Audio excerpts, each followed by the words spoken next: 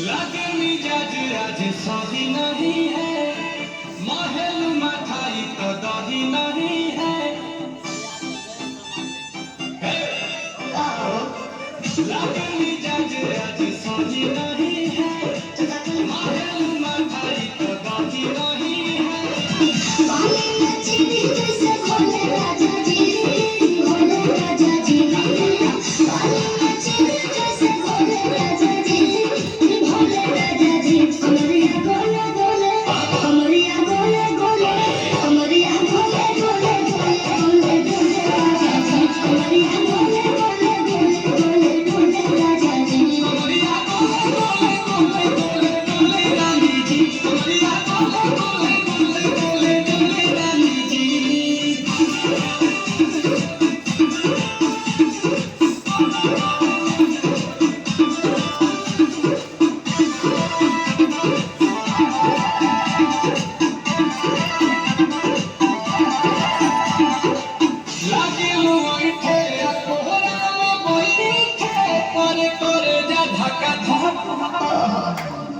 Go ahead.